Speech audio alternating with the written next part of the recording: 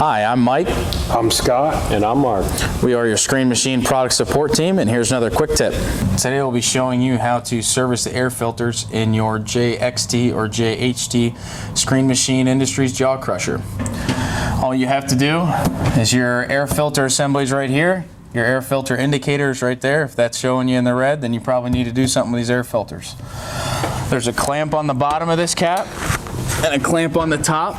Undo those, move them out of the way. Then you can take your lid off, set that out of the way for now. Remove your primary air filter.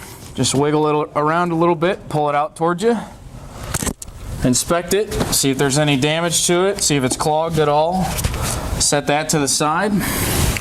Remove your secondary air filter the same way. Just wiggle it around a little bit and pull it out straight towards you.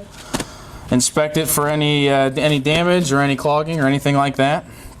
Set that to the side. Whether you're installing new ones or installing these ones back again, just do them the opposite way. Secondary air filter. Make sure to line it up with the groove that it sits inside of there. Push it in straight all the way until it can't be pushed in anymore. Doesn't need a whole lot of force to go in there. Don't force it. Once you have that in all the way, you can put your primary one back in. Just slip it over top of the secondary. Make sure it sits in its grooves correctly.